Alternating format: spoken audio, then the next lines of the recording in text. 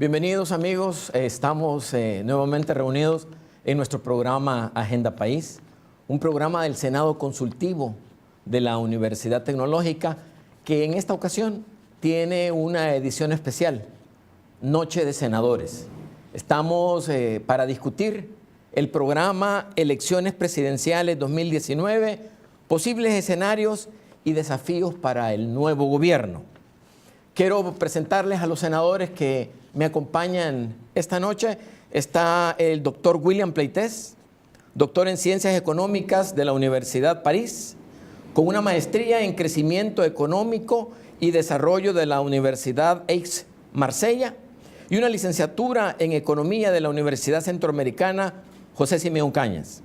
Desde el año 2015, director ejecutivo de Fomilenio 2, ha sido economista jefe de la oficina del PNUD en El Salvador y coordinador general del informe sobre desarrollo en El Salvador. También presidente del Colegio de Profesionales de Ciencias Económicas de El Salvador. Me acompaña también el senador doctor Mario Enrique Sáenz, abogado con más de 37 años de ejercicio profesional, tiene una maestría en Derecho de Empresa, tiene también una maestría en Derecho de Negocios de la Universidad Autónoma de Barcelona y tiene un doctorado en Derecho Privado de la Universidad Dr. José Matías Delgado. También ha sido presidente del Centro de Estudios Jurídicos. Y nos acompaña también el senador Rafael Rodríguez Lousel. Él tiene una maestría en Economía en la Universidad de Yale. Fue secretario general de la Secretaría de Integración Económica Centroamericana, SIECA, superintendente del sistema financiero y también fue director del Departamento de Estudios Económicos del Banco Central de Reserva y de FUSAES. Quiero ahora, amigos, invitarlos a que veamos el reportaje que hemos preparado sobre el tema que vamos a conversar en esta ocasión. Los invito. Elecciones presidenciales 2019, escenarios posibles y los desafíos para el nuevo gobierno. El Salvador se encuentra a las puertas de unas elecciones presidenciales que apuntarían a ser un parteaguas en su historia política reciente, en la que el sistema de partidos, y particularmente el bipartidismo que ha predominado durante las últimas 3 décadas, estarían a punto de enfrentar un evento que pondría a prueba su fortaleza y capacidad de transformación en función de los nuevos escenarios políticos y económicos, pero sobre todo sociales y culturales. Cuando el 16 de enero de 1992 se hizo realidad la firma del Acuerdo de Paz de Chapultepec, considerado local e internacionalmente una expresión histórica de gestión exitosa del disenso, el país respiraba ilusiones y sueños de un futuro impregnado de justicia, paz, dignidad y desarrollo para todos, en suma, de democracia. Luego, vinieron los desencantos y frustraciones, la incompetencia para gobernar y la corrupción. Los puentes por tender se quedaron en discursos y el esperado acuerdo de nación nunca llegó. Y la indignación, el enojo y la desesperanza crecieron. Se dice que El Salvador necesita hoy un nuevo proceso de diálogo para saldar esa deuda pendiente del Acuerdo de Nación para el Desarrollo que siente las bases y define la ruta por la que se debe transitar para construir un nuevo país, con el concurso de todos, en una demostración, ojalá todavía posible, de que la convivencia y la concertación de ideas en la búsqueda de un fin común son posibles. Complicado escenario el que espera la figura o grupo político que se haga con el control del Ejecutivo el 3 de febrero o el 10 de marzo. Una lectura crítica a los estudios de opinión pública realizados recientemente arroja luces sobre la orientación del cambio que demanda el país, en tanto identifican las necesidades cuya satisfacción la gente considera prioritaria, los problemas que más les preocupan, los niveles de satisfacción o insatisfacción que puedan tener con los partidos políticos, sus representantes y gestión, así como las características que valoran en los funcionarios públicos o aspirantes a hacerlo. Para el caso, y como ejemplo, liderazgo, honestidad y capacidad de gobernar fueron las 3 consideradas más importantes que debe tener el futuro presidente de la República, según la reciente investigación realizada por el Centro de Investigación de la Opinión Pública Salvadoreña, CIOPS, de la UTEC. Para encaminarnos exitosamente por ese necesario nuevo rumbo, el presidente de la República que el pueblo elija está obligado a ser un estadista, a tener visión de futuro y capacidad de desprenderse de intereses personales o sectoriales para concertar acuerdos de nación, aun cuando no sean su iniciativa. Como decía Winston Churchill, el estadista piensa más en las próximas generaciones que en las próximas elecciones. Ese nuevo gobierno, sea cual sea, deberá conducir un país que no está en su mejor momento. Los problemas son complejos y las necesidades en materia económica, de salud, educativa, ambiental, jurídica, de seguridad, por mencionar algunas, impostergables de atender. A nosotros, en este momento trascendental para El Salvador, y como representantes de una universidad, nos corresponde, desde la academia, expresar nuestra opinión con la fuerza que el conocimiento nos concede sobre el próximo evento electoral y sus implicaciones. Así, ese es el tema de coyuntura en Análisis Hoy, en este programa Agenda País, emisión especial Noche de Senadores. Bueno, bienvenidos nuevamente en este bloque. Queremos discutir acerca de la campaña electoral. Es indudable que la campaña para elección presidencial del año 2019 es una campaña diferente.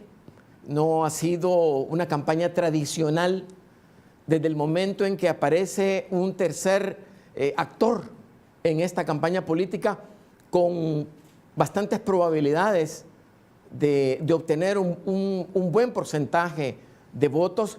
Creemos que la campaña ha llegado a un punto en el que la gente, cuando nosotros hacíamos una encuesta, la gente de la campaña lo que quiere escuchar son respuestas a los problemas que tiene el país, propuestas concretas. Básicamente, los problemas que la gente cree que deben de ser discutidos en la campaña son la economía, la inseguridad, pero también está el tema de salud. En este primer bloque, la misma pregunta para los tres senadores. Inicio con el doctor Mayro Enrique Sáenz. ¿Cuál es su opinión de cómo se está desarrollando la campaña política de estas elecciones, doctor? Bueno, en primer lugar creo que la campaña ha sido una campaña floja, en mi opinión. No ha habido una intensidad que estaría respondiendo a la necesidad circunstancial de una campaña como esta en el momento que el país está viviendo.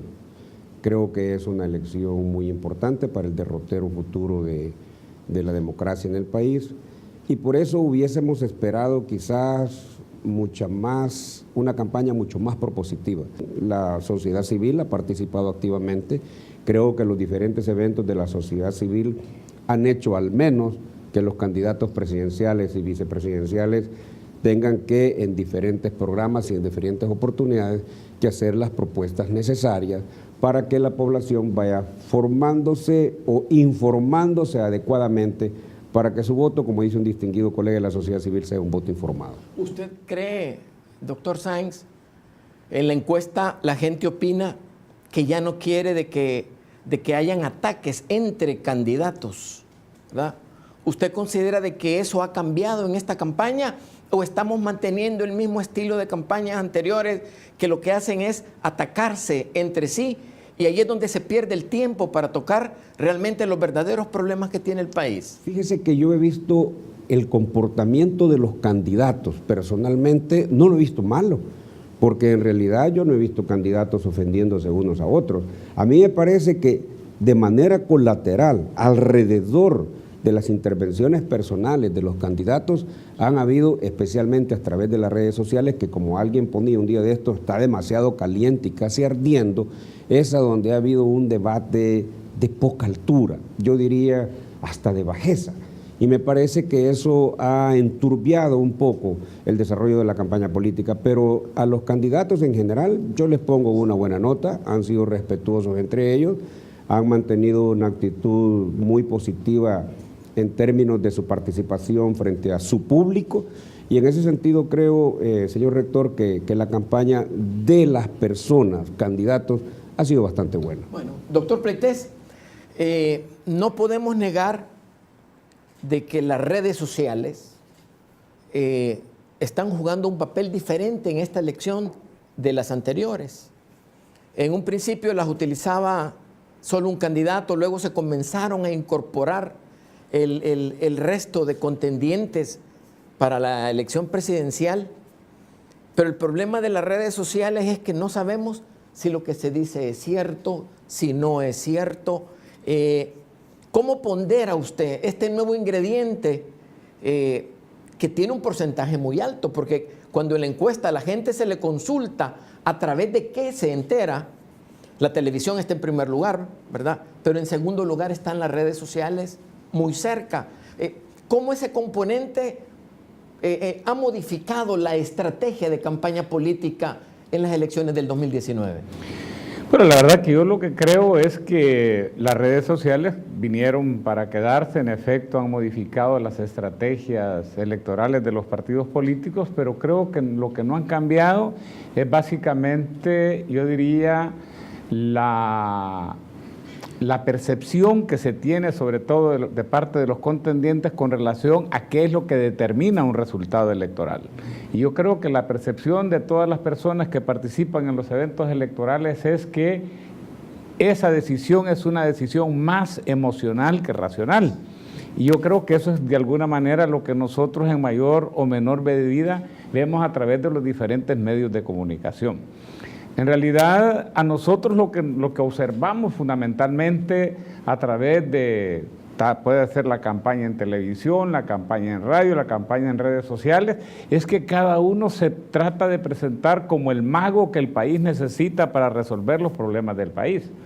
La gente dice que quiere una persona que le resuelva los problemas, ¿verdad? Pero en realidad hay poca capacidad de exigir qué es lo que realmente se está pensando para cada uno de los diferentes problemas. Todo el mundo sabe pues que en mayor o menor medida quizás los problemas que más le preocupan a la población están relacionados, algunos ponen en primer lugar la inseguridad, otros ponen el tema económico, llamémosle la escasez de oportunidades de trabajo digno, ¿verdad? Otros pueden poner, por ejemplo, el tema de la corrupción, por supuesto. Ahí muy cerca están también los problemas que se presentan en el ámbito de la salud, en el ámbito de la educación, ¿verdad? Algunos más adicionales van a mencionar el medio ambiente, pero alrededor de eso anda la agenda prioritaria que espera la población que los políticos ayuden a resolver.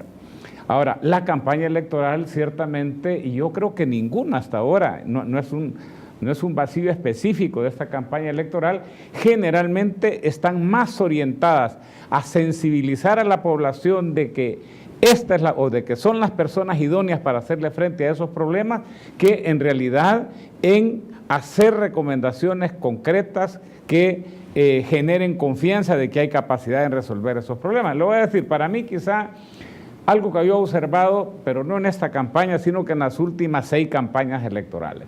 Vaya, nosotros como economistas estamos acostumbrados a saber que el desarrollo tiene un precio y el subdesarrollo tiene un costo. Esto lo que quiere decir es que si usted quiere resolver un problema, la mayor parte de las veces va a necesitar de un espacio fiscal de recursos para poder hacerle frente a la solución de ese problema. Pero casi que el consenso que suele generarse durante las campañas presidenciales es, miren, aquí no van a haber nuevos impuestos. Aquí, ¿verdad?, definitivamente no hay un problema de insuficiencia de recursos intermediados a través del Estado para resolver los problemas. Basta con que administremos mejor lo que tenemos. Y a mí no me cabe la menor duda que se puede administrar mucho mejor lo que tenemos. Pero me parece que los recursos de todas maneras, en función de la cantidad de déficits sociales acumulados y de los cambios que hay que hacer en la orientación de la política económica, definitivamente van a requerir más recursos. Licenciado Rodríguez Lausel, la misma encuesta dice que el 73% de la gente entrevistada dice que no se cumplieron las promesas electorales que se hicieron en el gobierno que inició el 2014, ¿verdad?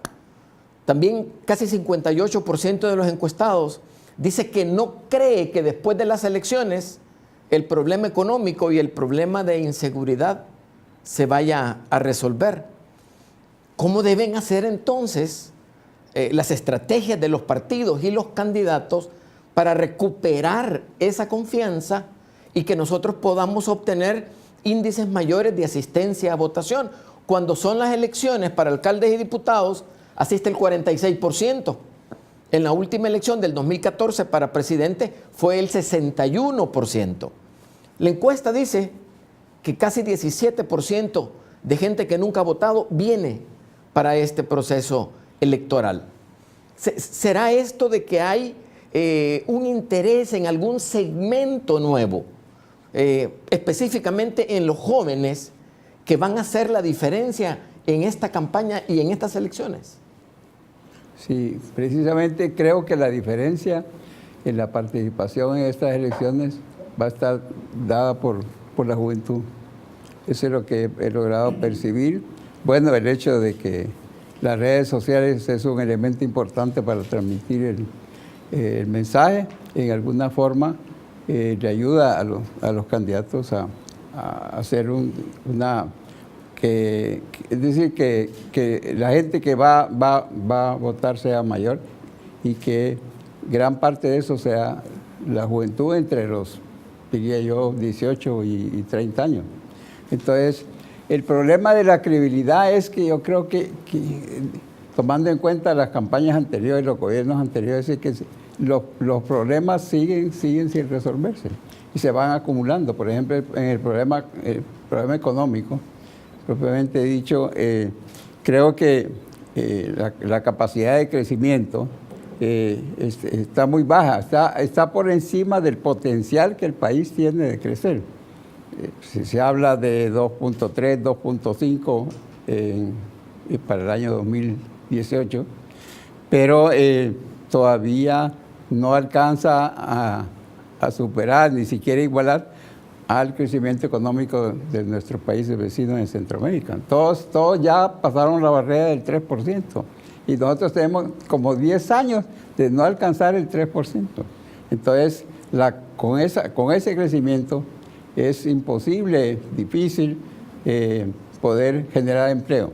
El otro problema es el déficit fiscal, un déficit fiscal que ya prácticamente es crónico y que ya amenaza a nivel internacional precisamente para que las calificadoras de riesgo nos den una buena nota y esa buena nota nos permita a nosotros tener las llaves del crédito internacional. También se ha vuelto en sí un problema. La pobreza, yo creo que la pobreza, no tengo indicadores recientes, pero en alguna manera es bien alta, y entonces son problemas que vienen de hace los últimos 5 gobiernos y siguen siendo. Lo que está haciendo es acumulando y siendo mucho mayores. Bueno, muchas gracias. En esta primera intervención tratamos de tener como una idea global acerca de la campaña. Vamos a hacer el corte. Cuando vengamos al segundo bloque, vamos a hablar sobre los candidatos y sobre la ideología política de los votantes en las elecciones del próximo 3 de febrero. Ya regresamos.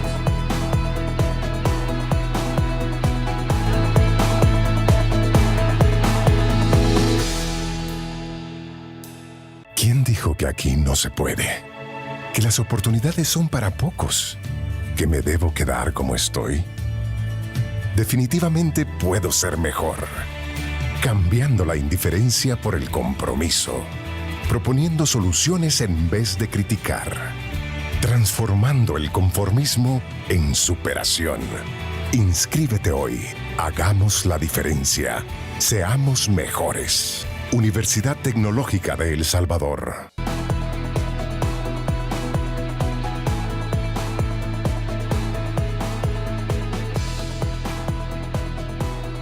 Bienvenidos al segundo bloque. Doctor William Pleites, no podemos negar que el sistema político de El Salvador es presidencialista, ¿verdad? Tuvimos 2 presidentes que eran excelentes comunicadores, ¿verdad? Luego hemos tenido un presidente al que la gente en las encuestas de opinión pública dice que no estaba presente. Mucha gente nos contestaba también en las encuestas de opinión de que no era él el que estaba tomando las decisiones, sino que la cúpula del partido que él representa. Y efectivamente, después de año y medio de haber asumido la presidencia, dejó de dar conferencias de prensa. Él asumió, ¿verdad?, en su discurso de inauguración que iba a estar al frente del combate de la delincuencia, uno de los principales problemas, lo cual no fue así, ¿verdad? Pero la gente en la encuesta sigue solicitando en las características del presidente, primero que tenga líder, que él sea un líder, ¿verdad? O sea, que sepa infundir confianza en su equipo de trabajo. El segundo tiene que ver con la honestidad. Y nosotros en la universidad pensamos que esto tiene que ver con la apertura democrática que se dio al tener 3 presidentes que han sido juzgados o condenados por diferentes acciones. Esto habla muy bien de la democracia de nuestro país. Pero cuando la gente dice que queremos que tenga características de liderazgo, ¿verdad?, y que sea honrado, ya estas características en acción, cuando ya ha sido elegido como presidente, ¿cómo las veríamos en funcionamiento ya con el presidente electo? Bueno, yo en primer lugar quisiera decir que no bastan esas 2 características, ¿verdad? Es importante que todos los países que han experimentado grandes transformaciones en términos socioeconómicos, políticos, en efecto, uno de los elementos clave ha sido contar con líderes visionarios y honestos, ¿verdad? Pero no basta. Adicionalmente es importante ser buen administrador, es importante ser valiente para tomar decisiones difíciles. Ahora, el gran problema que en efecto se presenta es que esas son características que se visualizan ex post, es decir, una vez las personas hayan sido electas o estén ejerciendo el poder. No hay que olvidar pues que llegar a un gobierno obviamente le da un espacio, diría yo, de discrecionalidad bastante fuerte a los funcionarios, aún en las democracias pues que están sometidas a una división de poderes. Es como una suerte de sobredosis, ¿verdad? Sí, donde se combina el poder, se combina la capacidad de tomar decisiones, acceso a recursos económicos, y en ese sentido aprender a manejar ese tipo de tentaciones es fundamental. Generalmente uno observa que los presidentes que salen finalmente como peor evaluados o que la historia los reconoce como peores, son justamente aquellos que han tenido grandes dificultades para manejar este tipo de tentaciones. Entonces, no hay manera de saber anticipadamente si alguien se va a comportar adecuadamente en términos de honestidad, en términos de liderazgo, ¿verdad?, o en términos inclusive de valentía para tomar decisiones difíciles, ¿verdad? Pero por eso es importante pues saber que una elección presidencial es una oportunidad de cambio, ¿verdad? Hoy, por ejemplo, la población quiere cambio y está demandando cambio, yo creo que en las últimas 4 elecciones, pero todavía no se termina de dar ese cambio que la población está demandando. Entonces, el evento electoral es un momento importante, pero no el único, ¿verdad? Realmente, para poder asegurar que un país se enrumbe en la dirección apropiada. Yo decía, en primer lugar es importante tener una visión de futuro, pero también es importante una suerte de auditoría social permanente, que es algo en lo que las universidades, las organizaciones no gubernamentales, los sectores empresariales, los sectores laborales deben de participar. Bueno, en las últimas 5 elecciones, los presidentes electos, doctor Sáenz, han prevenido de 2 partidos políticos únicamente, los últimos 5 presidentes, ¿verdad? En las elecciones del 2014, un partido obtuvo 1.500.000 votos y el otro partido obtuvo 1.506.000 votos. Una diferencia en términos de porcentaje pero muy pequeña. No es estereotipar a la gente, ¿verdad? Pero la gente se clasificaba de izquierda y de derecha. En la encuesta última que presentamos hace 2 semanas en la Universidad Tecnológica, le consultábamos a los encuestados con qué ideología ellos se identificaban. Y resulta que ahora con la izquierda lo dice solo el 15%, con la derecha lo dice solo el 22%, y sin ideología lo dice el 60% de la gente que nos encuestó.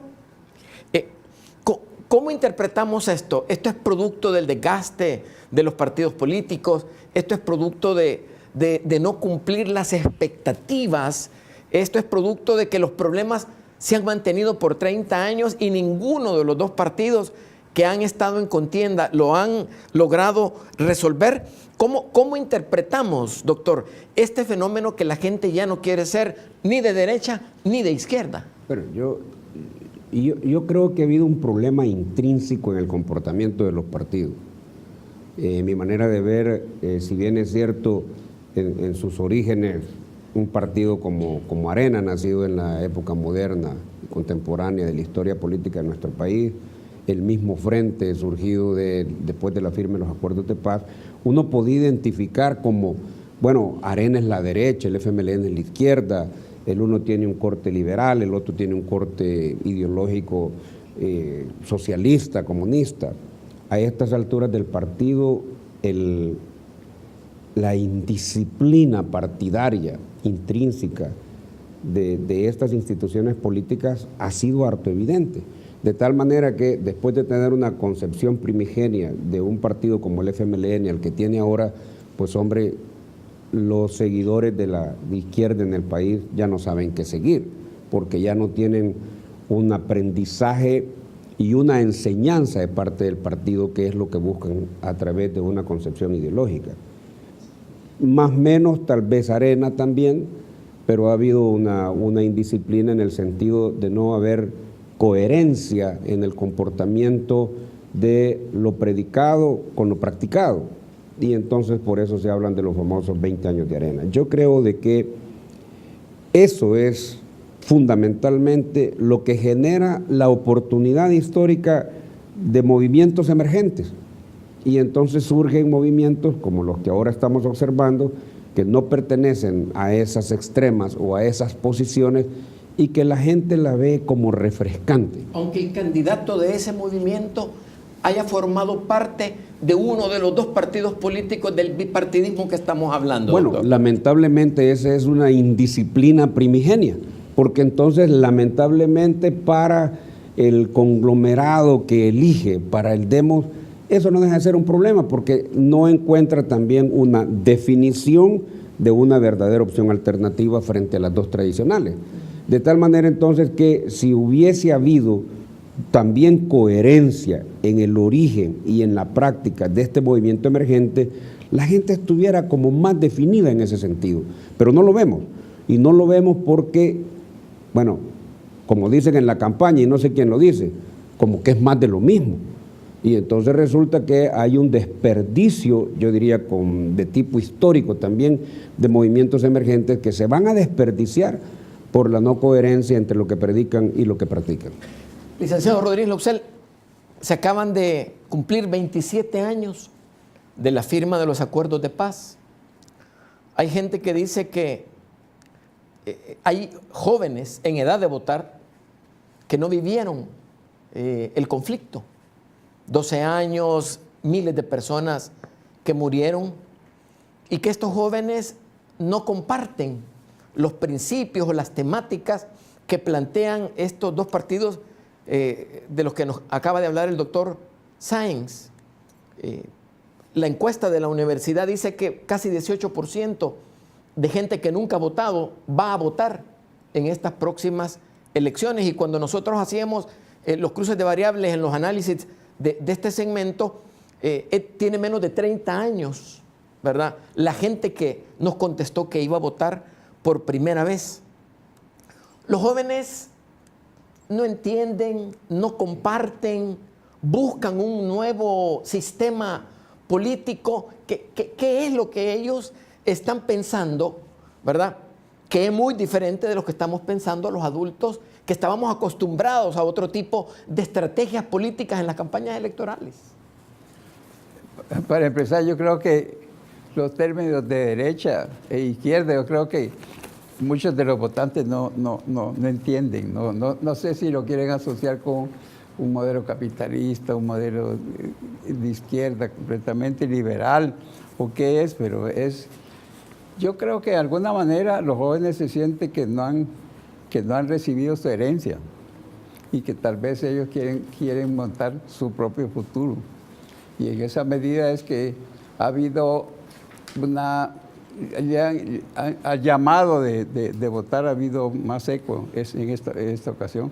Y por eso es que, en alguna forma, bueno, hay gente que ya está asociando eso a la juventud a un gobierno en particular. Y yo veo los problemas más a futuro.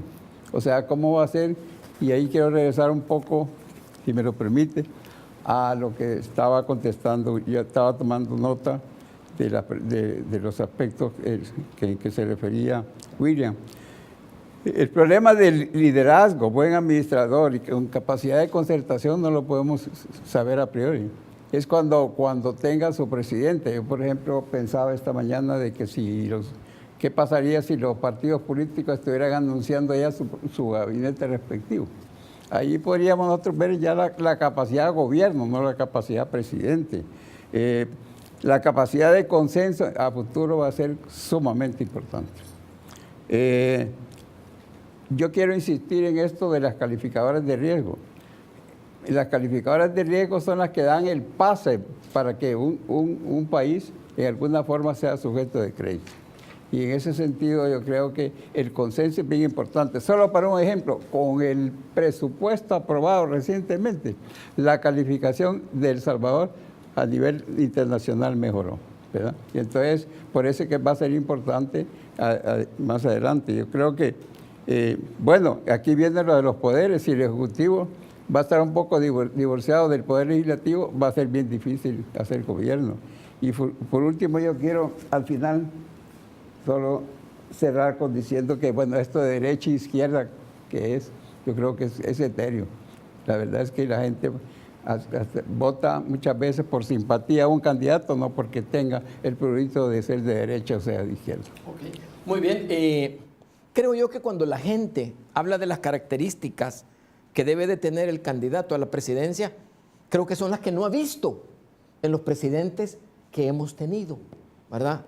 Para resolver los problemas que tiene nuestro país. En el siguiente bloque vamos a hablar de los desafíos, porque independientemente quién sea el presidente elegido el 3 de febrero, el país debe continuar su rumbo, ¿verdad? Y el presidente debe de tomar los desafíos que tiene nuestro país. En el próximo bloque conversamos sobre esto con nuestros amigos senadores. Ya regresamos.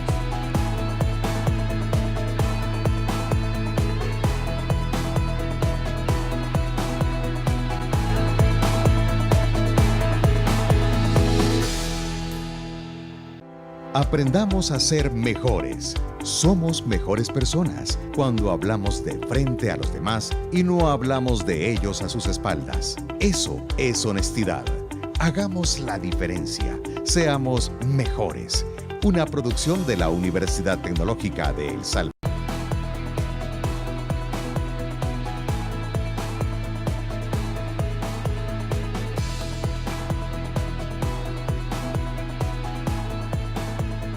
Bienvenidos a nuestro último bloque de esta ocasión sobre los desafíos que va a tener el nuevo presidente que sea electo el 3 de febrero. Conversábamos extra cámaras de que hace 27 años se hizo los acuerdos de paz, ¿verdad? Fue un momento en el que el país se puso de acuerdo y logramos modificar sustancialmente muchas cosas en el país. Es importante que este presidente sea también un presidente de consenso, ¿verdad? Que busque lograr un plan de desarrollo para nuestro país. Doctor Pleites, ¿cómo ve usted al futuro presidente dirigiendo este plan de crecimiento, de desarrollo, de estabilidad que tanto necesita nuestro país? Bueno, yo creo que tiene que apostarle al cambio. O sea, a mí me parece que en efecto quizás las dos primeras administraciones, luego de la firma del acuerdo de paz, se concentraron básicamente en cimentar la gobernabilidad democrática y de alguna manera pues yo creo que es una buena herencia que se ha recibido de lo que pasó con la administración del acuerdo de paz. Ya básicamente a partir de la administración Saca se quiso apostarle a un cambio que básicamente consistió, yo diría, en un primer lugar, en una suerte como de revalorización de las políticas sociales, pero más orientadas a atender la pobreza que a combatirla, y después también apostándole más a la gestión del problema de la violencia. Y yo creo que en medio de todo esto el patito feo ha sido precisamente el tema central de lo que debería ser un acuerdo de desarrollo, que es la inversión, el empleo y el crecimiento. Si realmente nosotros queremos darle un golpe fuerte a la pobreza, le queremos dar un golpe fuerte a la violencia, si le queremos dar un golpe fuerte, básicamente pues a los problemas sociales, no hay mejor manera de hacerlo que poner al centro de los planes de gobierno el empleo. Los países más exitosos son aquellos que han tenido mayor capacidad de disminuir las tasas de desempleo y de subempleo. Si eso ocurre, automáticamente mejora la situación fiscal, disminuye la pobreza y disminuye la violencia. Pero digo, eso requiere definitivamente de un cambio radical en la manera en la que se han conducido las políticas públicas. Hoy escuchaba justamente un programa donde se mencionaba que la carga tributaria ha aumentado en El Salvador en los últimos 15 años en aproximadamente 7 puntos porcentuales. Pero esos 7 puntos porcentuales no han servido para construir una economía más sólida, más firme, con mayor capacidad de generar empleo, sino que fundamentalmente han servido, como decíamos, para financiar programas de atención a la pobreza y de alguna manera también de prevención de la violencia, sin mayores resultados. Bueno, hay un instituto que administra encuestas a nivel latinoamericano, Latinobarómetro se llama.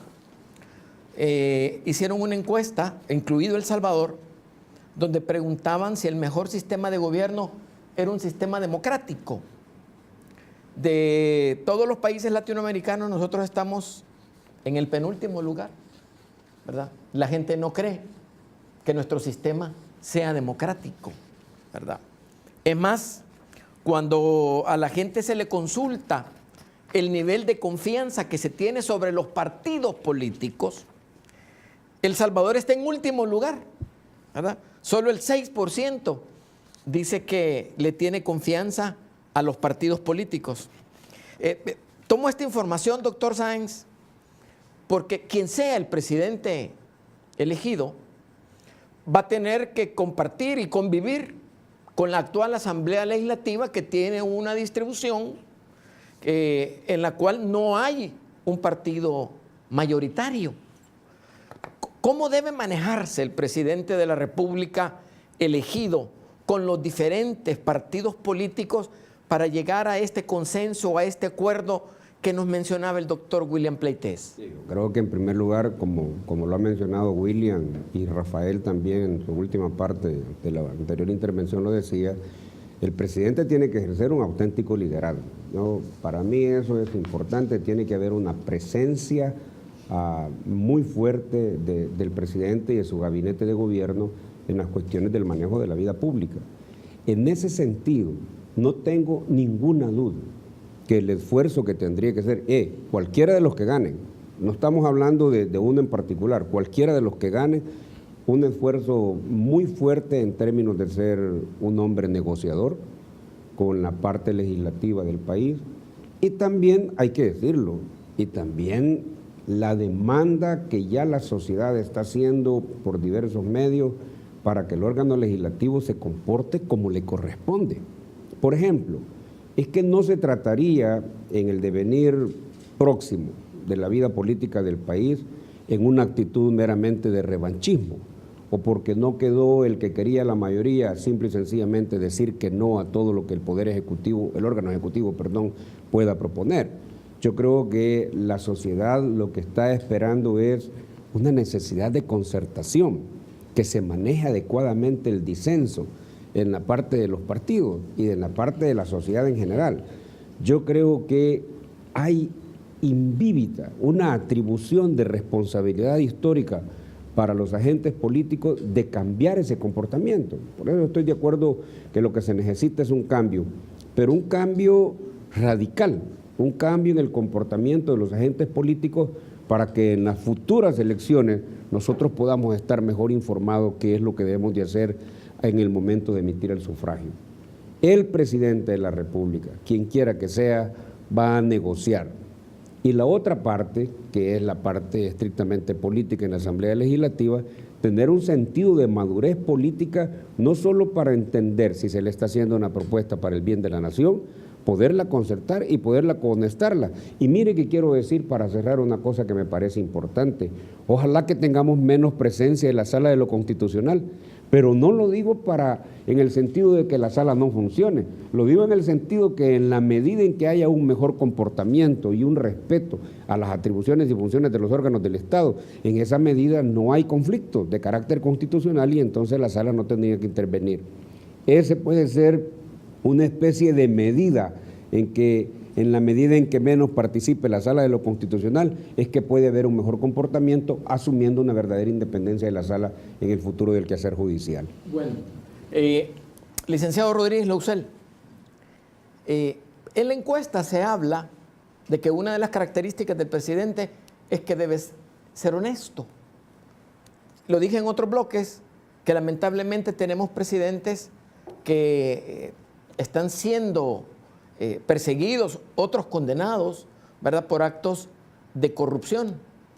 Pero el acto de corrupción la gente no lo percibe solo en los presidentes. Hay una estructura vertical, ¿verdad? Y este fenómeno del rebalse, si podemos llamar así, hay una cantidad de alcaldes, diputados, funcionarios, ¿verdad?, que la gente siente que están en una impunidad y que a ellos no se les investiga.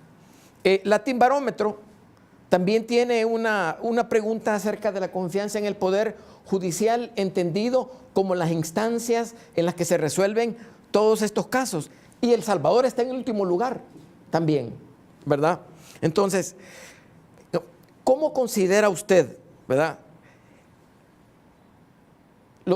Dos partidos políticos abiertamente han dicho que el país no necesita tener una CICIG que investigue todas estas situaciones. O sea, ¿considera usted que el país realmente necesita, ¿verdad?, un organismo que se encargue y que sea independiente para investigar todos estos actos de corrupción? Yo creo que sí es necesario un organismo, pero entiendo yo que la Fiscalía para eso está, pues. Yo creo que el ejemplo del caso de Guatemala con la CICIG no ha sido muy feliz que siga, porque ha sido una persecución, hasta donde yo entiendo, ha sido una persecución exagerada. Ya es así de invasión de hogares y entran así y yo creo que hasta eso no. Que deben de ser juzgados, sí, por el debido proceso. Aquí está el doctor Sáenz, que me puede complementar, pero yo creo que eso si hay pruebas, si contundentes, ¿verdad?, yo creo que deben de ser juzgados, ¿verdad?, pero deben de ser un poco independientes para no mancharlos con la política, porque ese ha sido el problema. El problema de la corrupción es regional, o sea, es a nivel latinoamericano y no sé si en otras latitudes se ven, pero sí el problema de la corrupción es parte de la vida, es parte de lo cotidiano. A cada momento nosotros escuchamos lo de la corrupción, pero yo creo que lo que hay que buscar, y yo quiero insistir en eso, es que no haya, digamos, situaciones que nos aparten de la concertación y del consenso que el país necesita. Hoy, más que nunca, el país necesita una concertación, un gobierno unido. Volvemos a la parte del liderazgo. Yo creo que el Poder Ejecutivo y el presidente específicamente debe trabajar de la mano con los otros poderes del Estado. Y entonces debemos buscar, digamos, un nuevo país completamente, borrón y cuenta nueva. Si no, vamos a estar en este circulito en que hemos caído. Es decir, han pasado ya, 30 años de gobierno en que yo veo que ha habido un atraso, no ha habido avance en la parte económica, en la parte social. Debemos sí ya ir buscando, ¿no? Esto de la persecución y de los delitos y la corrupción y buscar víctimas, yo creo que también nos puede dar problemas a futuro. Bueno, muy bien. Hemos querido tener un programa distinto a los que ustedes tienen la oportunidad de escuchar en otros medios. No hemos hablado de partidos políticos en específico porque hemos considerado que es más importante tener una visión de país después de las elecciones, ¿verdad? Estamos considerando tener un mejor El Salvador. Y nuestros invitados en esta ocasión, los senadores, nos han aportado sus ideas de lo que es importante que nosotros observemos, ¿verdad? Y que colaboremos, por supuesto, porque no solo se trata de opinar, porque en nuestro país espacios de opinión abundan, ¿verdad? Pero cuando se llama a la gente para que quiera participar, entonces la cuestión es diferente. Nosotros queremos que usted medite, que usted evalúe, que usted considere cuáles son las mejores propuestas, pero que también piense en el país, ¿verdad? Que muchas veces nosotros pensamos de una forma individual y eso es lo que tiene al país fragmentado como tal, ¿verdad? Le damos las gracias a los senadores, doctor William Pleites, muchas gracias por habernos acompañado, doctor Sáenz, muy amable, licenciado Rodríguez Lousel, y esperamos vernos en una nueva ocasión, en un nuevo programa más de Agenda País. Un saludo para todos.